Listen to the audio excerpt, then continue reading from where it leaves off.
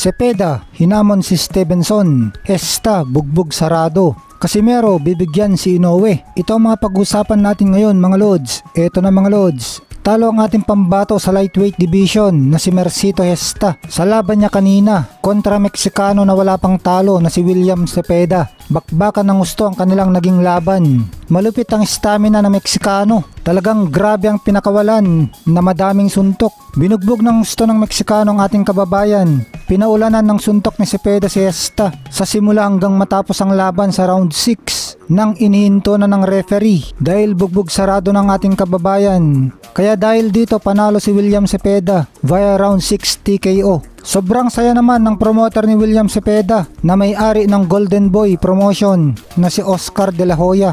Wala ka rin naman masasabi sa tapang ni Hesta. Nakipagpalitan naman din siya ng suntok at kumukonekta din ang mga counter niya. Kaso ang problema, hindi tinatablan ng kalaban sa mga suntok niya. Kaya hindi mapigilan na sumugod lang ng sumugod at bumanat ng bumanat sa mukha at lalo na sa bodega ni Hesta. Itong si Cepeda. Yung napakadaming banat ni Cepeda sa bodega ni Hesta ang malaking dahilan para maubusan ng hangin itong ating pambato. Magang-maga ang mukha ni Hesta pagkatapos ng laban. Kaya dahil sa talo ni Hesta ay bumaba ang kanyang record sa 34 wins with 17 knockout at 4 na ang kanyang talo. At ito namang unbeaten Mexican prospect na si William Cepeda ay umakyat ang record sa 29 wins with 25 knockout at wala pa ring talo. Hinamon naman ni Cepeda ang sikat, wala pang talo at kinakatakutan sa lightweight division na si Shakur Stevenson. Sabi ng mga fans, sana daw matuloy ang laban kay Shakur. Ito namang isang fans sabi, tingin niya na magmumukhang amateur lang si Cepeda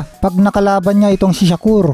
Kilala kasi itong si Shakur Stevenson na napakahusay magdepensa, napakahirap tamaan. At ito pang fans sabi, pwede daw, may laban daw si Cepeda kay Shakur kasi masipag sumuntok itong Meksikano. Sabi naman itong isa pang commenter, wala daw kwenta dahil mahina si Hesta. Si Cuadralas lang daw talagang malakas pero hindi matanggap ng mga haters habang puro talo ang mga pambato nila. Samantala dito sa bagong post sa social media ni Cuadralas Casimero kung saan in-upload niya ang sparring video ni Naoya Inoue, ang caption ni Casimero, nagtatanong siya kung magko-comment pa daw ba siya sa sparring video na ito ni Naoya Inoue.